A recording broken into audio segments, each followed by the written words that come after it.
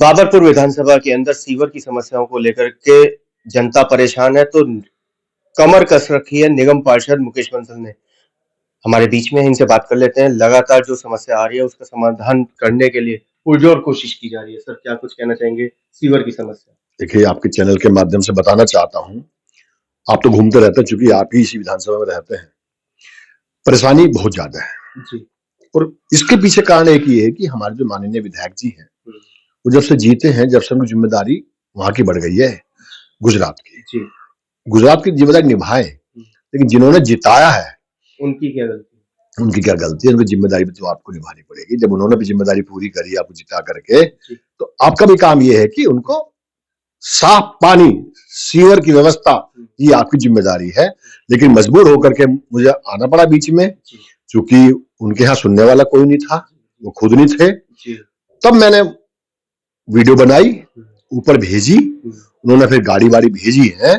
समाधान लगभग 50% हुआ, 50% अब भी खराब है। बिल्कुल बिल्कुल। दुनिया मतलब परेशान पब्लिक हमारे यहाँ किस लिए है कि सीवर ओवरफ्लो से जो पानी लीक होता है सीवर में से, जो पानी में मिक्स होकर के आता है, मुझे डर इस बात का है कि बाबरपुर विधानसभा कहीं इंदौर ना बन जाए। मैं बार बार चिंतित इस बात से हूँ।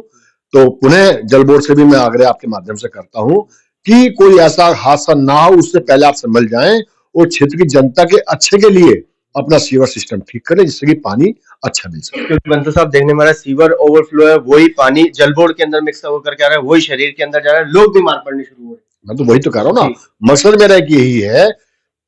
मैं दिन रात मेहनत कर रहा हूँ, मुझे कोई दिक्कत नहीं। जो मकसद मेरा यही था, बनने का भी यही था कि जनता की सेवा करूं। उसी के अंतर्गत मैं जल बोर्ड से अभी भी सुबह भी मेरे पास में करीब 40-50 लोग आ गए थे, क्योंकि ये सोच करके भी छुट्टी का दिन मिलेंगे। मैं तो 24 घंटे ही रहता हूँ, क्षेत्र में रहता हूँ, मुझे कोई दिक्कत नहीं है। तो लेके भी गए थे अपने पास में वहां पर। तो मैंने वहीं से ही वीडियो कॉल करी अधिकारियों को।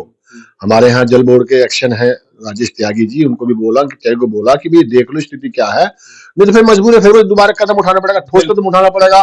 क्योंकि सरकार दिल्ली में भाजपा के लोग समझते हैं जिम्मेदारी है उनकी, लेकिन विधायक काहे के लिए चुनते हैं फिर? क्योंकि नौबत अब ये आ गई थी कि क्योंकि पानी सर के ऊपर से हो चुका था, लोग सड़कों पर आने को तैयार थे, धरने प्रदर्शन के लिए। और आपने भी तैयार मजबूरी थी, मैंने ऊपर लिख के भेज दिया था कि मजबूरी मुझे धरना प्रदर्शन करना पड़ेगा। लेकिन इसमें पता लगा डिपार्टमेंट को, वो थोड़ा सक्रिय हुआ, और यदि ऐसे सक्रिय रहा तो एक हफ्ते में हमारे समस्या का समाधान 90% ठीक हो जाएगा।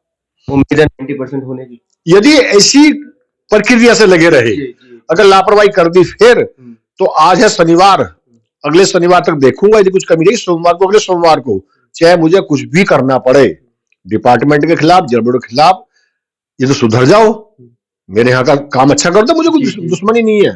लेकिन जनता मेरे लिए सर्वोपरि है, सब जनता मेरे लिए पहले है। मुकेश जी, देखने में आ रहा है कि ओवरफ्लो नाले भी हैं जो पीडब्ल्यूडी के हैं, उनकी वजह से भी पानी बैक मार रहा है। देखिए ऐसा ना, वो पीडब्ल्यूडी के नाले मेन रोड पर होते हैं, सीवर हमारे घर के अंदर, घर के पास होते हैं, फर्क है इस बात का। तो पीडब्ल्यूडी के नाले यदि हम करते हैं तो वो हो जाते हैं, करा देते हैं, हो जाता है। विषय पीडब्ल्यूडी नालों से समस्या इतनी ज्यादा नहीं है।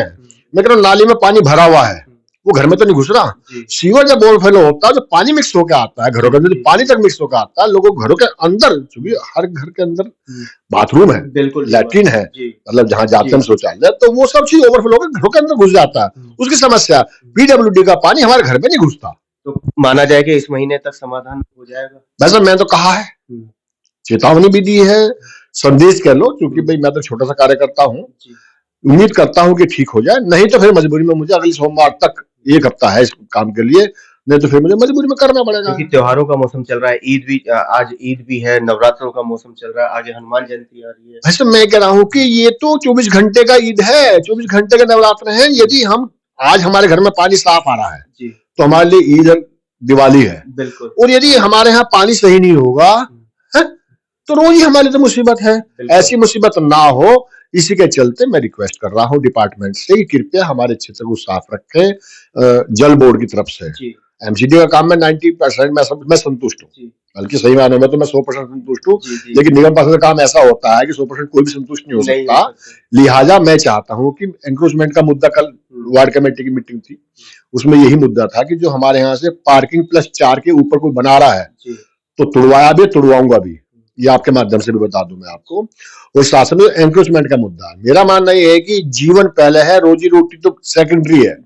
यदि हम सुरक्षित रहेंगे तभी तो हम कमाने की तरफ सोचेंगे। कुछ लोग एनक्रोचमेंट ऐसा करते हैं कि रोज एक्सीडेंट होते हैं, वो भी अगला अभियान मेरा ये रहेगा, सड़क के फुटपाथ खाली कराऊंगा। मुकेश जी, वही नवरात्रों का मौसम चल रहा है, तो क्या विशेष अभियान चल रहा है हमारे सभी मंदिरों के?